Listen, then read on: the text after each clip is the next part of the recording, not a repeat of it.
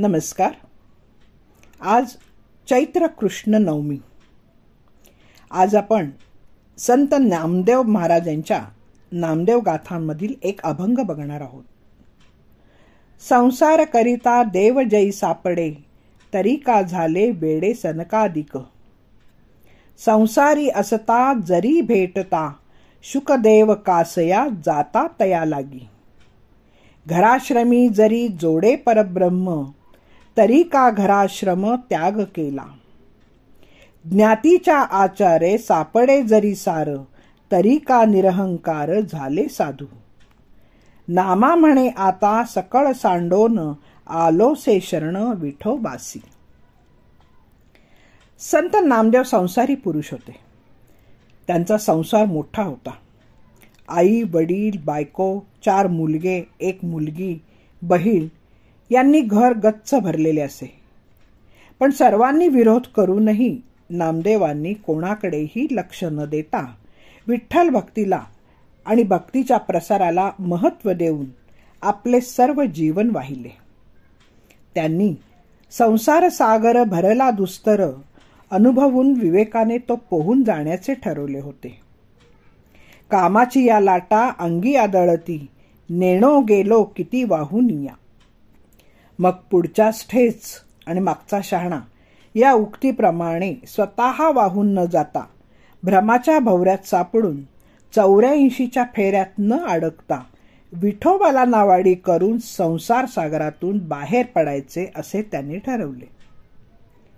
त्यासाठी त्यांच्या पुढे शुक, सनक, सनंदादी थोरांची उदाहरणे होती. संसारातील वैषयिक सुखाच्या आसक्तीने आत्मसुखाला वंचित झालेले हजारो लोकही त्यांच्या पुढे उदाहरण म्हणून होते. पण त्यांच्या वैश्विक सुखे अनित्य असतात. ती सुखे खरी नसतात हे तीव्रतेने जाणवले होते. संत नामदेवांच्यावर वैराग्याची छाया पडल्याने त्याने घरदार संसार सोडला. त्यामुळे घराची वाताहत झाली. कुटुंबाची ही दुर्दशा आईच्या व पत्नीच्या मुखातून बाहेर पडली आहे. तू संसाराची होळी केलीस, कामधंदा सोडून तू नाचत फिरतोस. नामदेवा, तू पक्का निलाजरा झालायस. हे आईचे बोल किंवा संसाराचा विचार न करता पोराबाळांना सोडून तुम्ही काय चालवले आहे? आमची करुणा तुम्हाला काहीच वाटत नाही? असे पत्नी राजाईचे बोल ऐकून नामदेवांवर काहीही परिणाम झाला नाही. उलट ही पोरे बाळे म्हणजे रौखर कुडी वास घडे असे बायकोला म्हणत. त्यांनी आई, बायको, मुले यांना परत जायला सांगितले. उलट अन्य गृहस्थाश्रमींना ते म्हणू लागले, का रे तू शिणतोसी घरदार बंधने.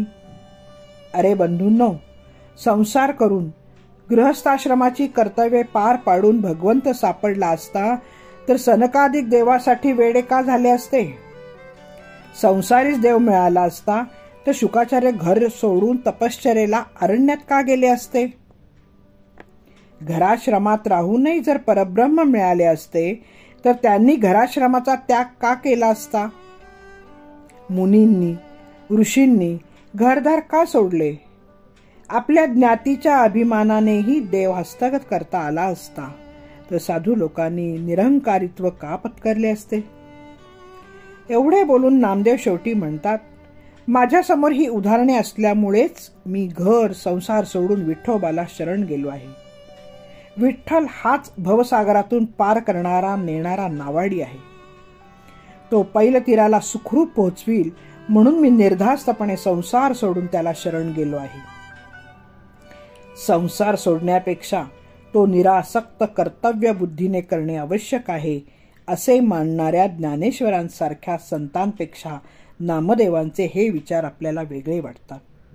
याला कारण गीतेपेक्षा नामदेवांवर भागवत पुराणाचा परिणाम झाला होता. शुक, सनक, सनंदन इत्यादी निवृत्तवादी लोकांचा आदर्श नामदेवांच्या समोर असल्याने त्यांनी घर, दार, बायको, मुले यांचा त्याग केला. भागवतातील भक्ती वैराग्य प्रधान आहे. तिचा त्यांनी पुरस्कार केल्याचा तो परिणाम असावा. विठ्ठल विठ्ठल विठ्ठल विठ्ठल पांडुरंग. तुकाराम महाराजांच्या शब्दात, शांती परते नाही सुख, येर अवघेची दुःख. नमस्कार. वाचक मी पल्लवी कुलकर्णी. धन्यवाद.